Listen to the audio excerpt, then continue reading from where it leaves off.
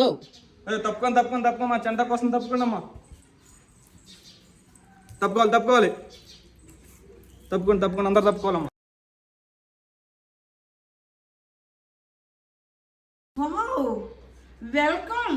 అబ్బా, ఎంత బాగా స్వాగతం చెప్పారు నా కోసం. ఎంత బాగా చెప్పినా నేనైతే ఈ ఫ్లవర్ మీద కాలు వేయలేను. ఇలా వస్తాను. వావ్, హే